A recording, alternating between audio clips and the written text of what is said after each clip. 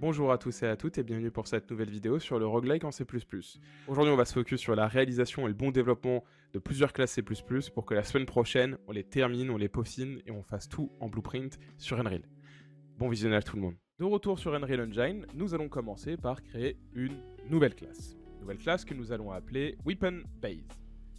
Lorsque la classe est créée, comme d'habitude, nous allons supprimer les commentaires, réagencer un peu le C++ et le .h, et nous allons enfin pouvoir commencer à travailler.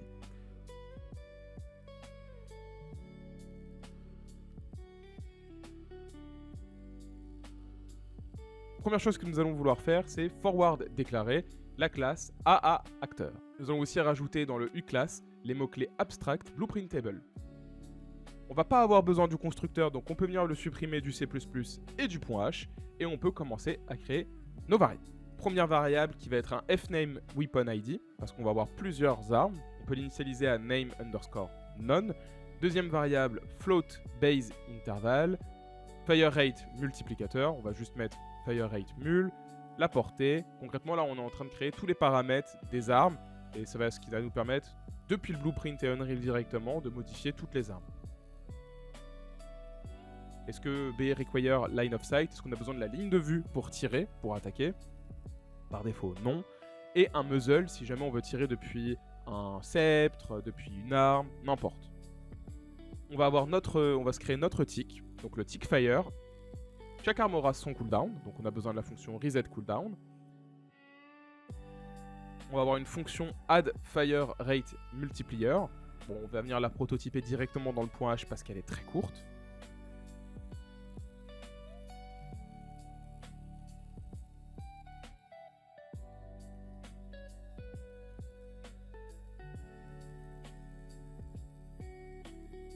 Et une fonction booléenne apply stat qui va permettre d'appliquer les statistiques lorsqu'on level up. Donc on va pas venir la prototyper tout de suite.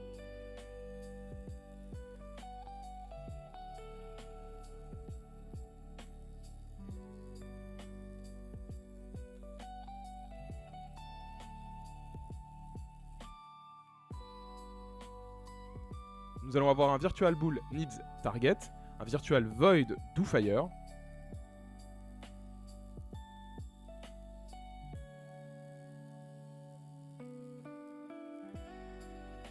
Un A actor acquire nearest target, et enfin un F vector get muzzle location.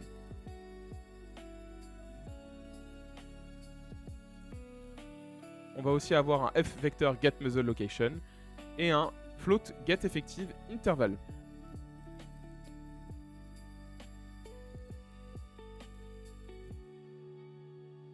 C'est avec ces fonctions qu'on va pouvoir bien paramétrer nos armes, toutes les futures armes que nous allons pouvoir créer directement depuis Unreal.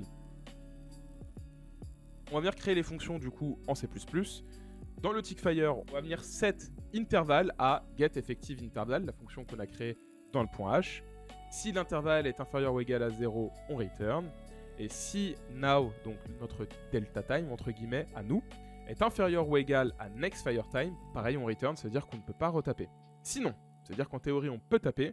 Nous pouvons appeler la fonction needTarget pour acquérir une target. Et donc là, nous pouvons appeler la fonction acquire nearest target que nous avons créée par rapport à notre origine.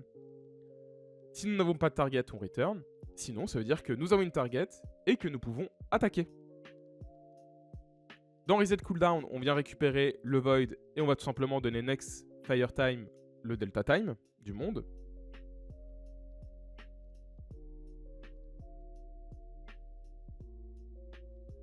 Dans acquire nearest target, on va tout simplement récupérer un array de tous nos ennemis. On va récupérer avec la fonction get all actor of class tous nos ennemis. Et on va pouvoir tout simplement vérifier lequel est le plus proche.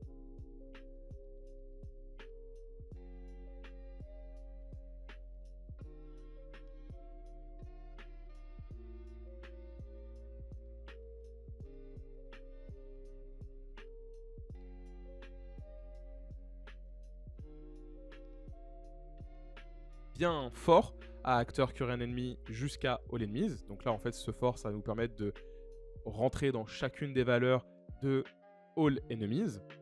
Si on n'a pas d'ennemis ou que c'est nous-mêmes, on arrête la boucle for. Sinon on continue et on va venir vérifier si le current enemy a bel et bien un elf component. Et si c'est le cas, on va venir vérifier s'il est mort. S'il est toujours vivant, nous allons pouvoir vérifier si il est à la bonne distance et si c'est lui le plus proche.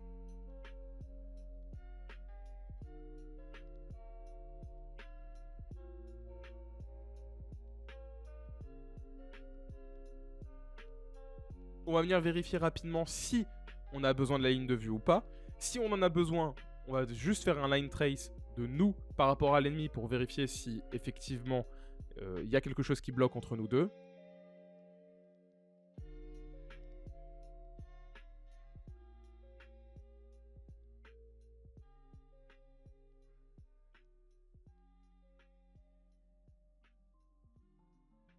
Sinon, on va pouvoir retourner la best target, donc la target la plus proche.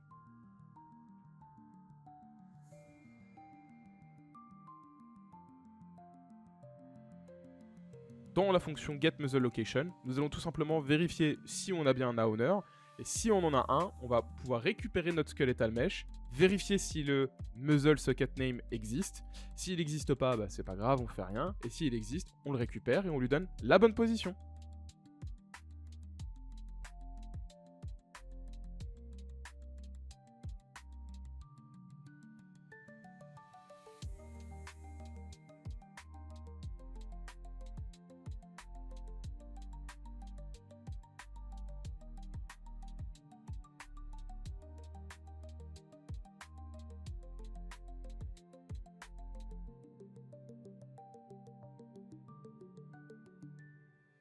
Avant d'aller plus loin, nous allons venir créer une nouvelle classe Weapon Projectile.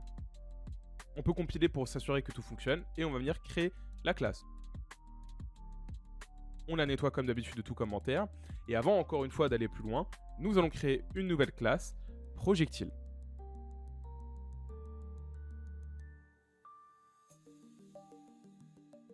On supprime tous les commentaires comme d'habitude et on va pouvoir commencer à travailler directement dans le point H.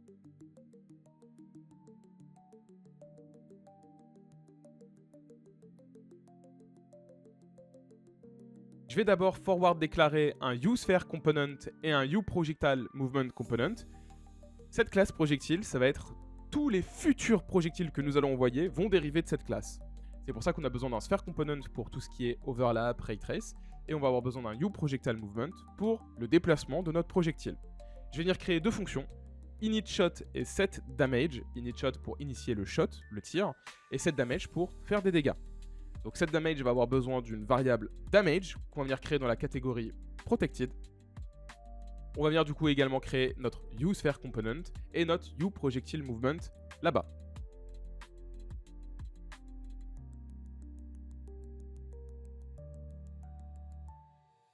Je vais également créer une variable lifeSecond qui va correspondre à la durée de vie de notre projectile avant qu'il disparaisse. Et la fonction overlap pour vérifier si on est en train de collisionner avec quelque chose.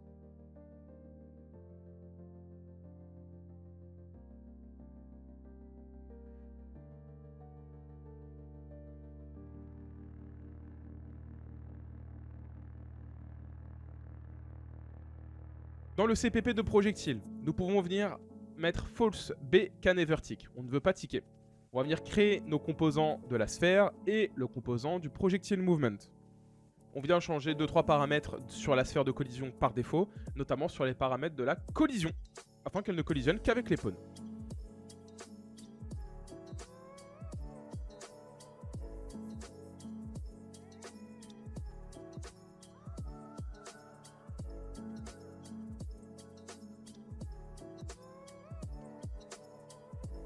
Maintenant, on peut venir créer le mouvement component. Bien important de lui donner une initial speed et un max speed par défaut. Je vais lui donner 2000 si vous trouvez que c'est pas assez ou trop. N'hésitez pas à modifier ces valeurs.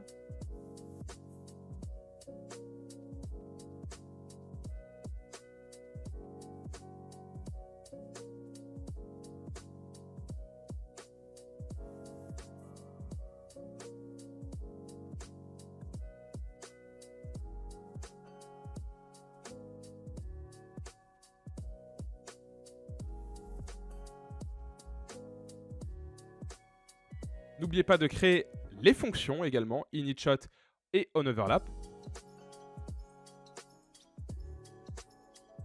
Dans le begin play, je vais venir modifier le set lifespan, donc à life second que nous avons créé dans le point H. Je vais relier le dispatcher de onComponentBeginOverlap à ma fonction onOverlap. Je vais également faire en sorte que la sphère ignore notre personnage à nous, donc celui qui tire, le joueur. Dans initShot, on va pouvoir initialiser le tir. Encore une fois, je m'assure que le tir ne peut pas rentrer en collision avec le joueur. Je fais en sorte de bien set initial speed et max speed par rapport à la vitesse qu'on veut lui donner, si jamais on veut réattribuer une vitesse à notre projectile. Et enfin, on va venir lancer le tir.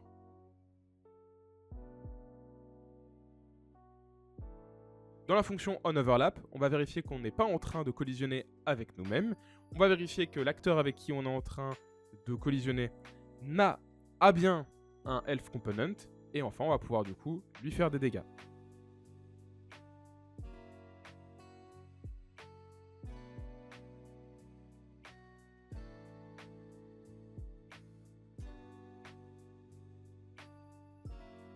Enfin, dans la classe Weapon Projectile, nous allons pouvoir avancer. Tout d'abord, on peut venir forward déclarer la classe A projectile qui va nous permettre, dans notre première arme, de pouvoir tirer des projectiles. Il faut donc renseigner une variable T subclass of, projectile class, la classe de projectile que nous voulons lancer. Je peux venir du coup sur les données de mon arme, définir un nombre de dégâts, de multiplication de dégâts quand on va level up, dommages additionnels si jamais vous voulez faire un système d'armure, de bouclier, n'importe, la vitesse du projectile si on veut le régler ici, le nombre de projectiles qu'on peut envoyer par tir, et enfin le spread degré, donc si jamais on veut que les projectiles aient un petit offset entre eux. On peut venir créer des fonctions, add damage multiplier. On va venir préparer aussi le level up avec le add damage multiplier, si jamais on veut pouvoir améliorer l'arme lorsqu'on veut le level up.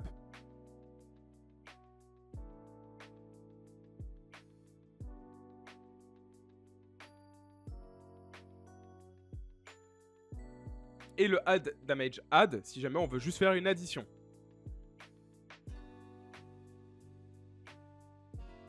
On va aussi implémenter le apply stat, donc qui va nous permettre d'appliquer des statistiques à nos armes, plus tard pour le level up toujours, et le get damage pour retourner les dégâts de notre arme. On peut également déclarer la fonction needTarget et doFire, qui vont nous permettre de récupérer une target et de tirer.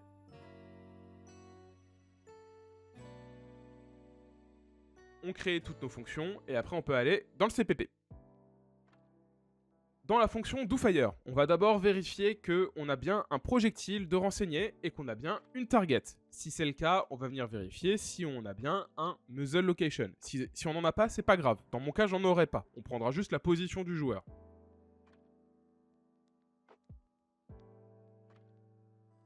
On va venir définir des paramètres de spawn pour éviter tout problème. Là, typiquement, nous, on a envie que le projectile, quoi qu'il arrive, il spawn.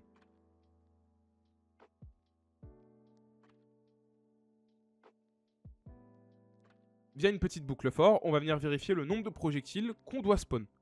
Donc là, nous, par défaut, normalement, nous en avons un seul.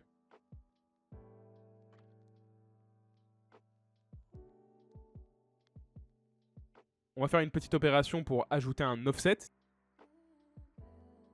Si jamais on avait plusieurs projectiles, bon, dans le premier cas, vu qu'on n'en a qu'un seul, c'est pas très grave.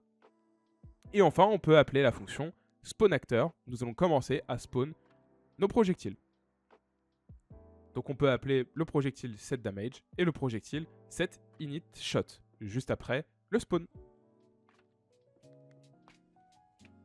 Dans la fonction applyStat, pour l'instant on va juste return, on va rien faire. On le fera plus tard dans les améliorations et le level up.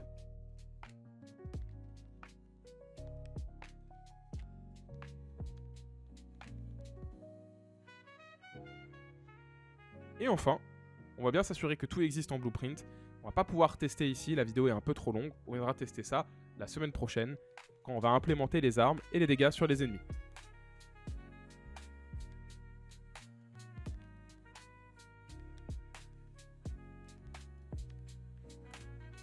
Merci beaucoup à tous et à toutes d'avoir suivi cette vidéo. J'espère qu'elle vous a plu, que vous avez appris plein de choses.